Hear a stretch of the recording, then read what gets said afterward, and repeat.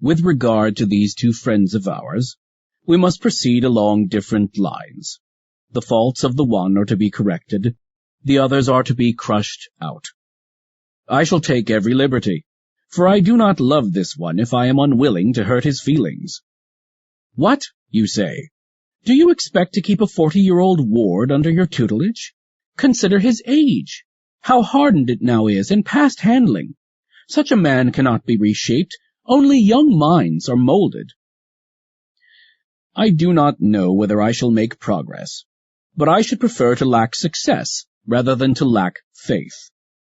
You need not despair of curing sick men, even when the disease is chronic, if only you hold out against excess, and force them to do and submit to many things against their will.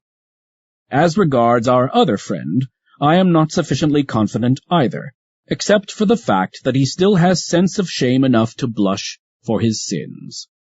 This modesty should be fostered. So long as it endures in his soul, there is some room for hope.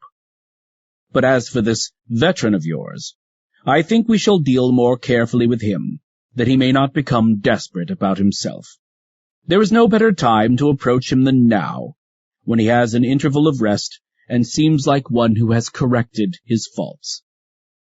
Others have been cheated by this interval of virtue on his part, but he does not cheat me. I feel sure that these faults will return, as it were, with compound interest, for just now, I am certain, they are in abeyance, but not absent. I shall devote some time to the matter, and try to see whether or not something can be done. But do you yourself, as indeed you are doing, show me that you are stout-hearted. Lighten your baggage for the march. None of our possessions is essential. Let us return to the law of nature, for then riches are laid up for us. The things which we actually need are free for all, or else cheap. Nature craves only bread and water. No one is poor according to this standard. When a man has limited his desires within these bounds, he can challenge the happiness of Jove himself, as Epicurus says. I must insert in this letter one or two more of his sayings. Do everything as if Epicurus were watching you.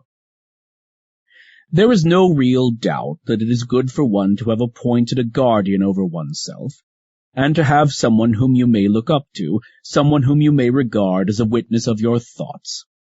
It is, indeed, nobler by far to live as you would live under the eyes of some good man, always at your side. But nevertheless, I am content if you only act, in whatever you do, as you would act if anyone at all were looking on, because solitude prompts us to all kinds of evil. And when you have progressed so far that you have also respect for yourself, you may send away your attendant. But until then, set as a guard over yourself the authority of some man, whether your choice be the great Cato, or Scipio, or Laelius, or any man in whose presence even abandoned wretches would check their bad impulses. Meantime, you are engaged in making of yourself the sort of person in whose company you would not dare to sin. When this aim has been accomplished, and you begin to hold yourself in some esteem, I shall gradually allow you to do what Epicurus in another passage suggests.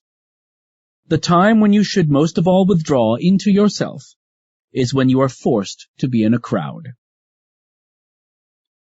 You ought to make yourself of a different stamp from the multitude. Therefore, while it is not yet safe to withdraw into solitude, seek out certain individuals, for everyone is better off in the company of somebody or other, no matter who, than in his own company alone. The time when you should most of all withdraw into yourself is when you are forced to be in a crowd.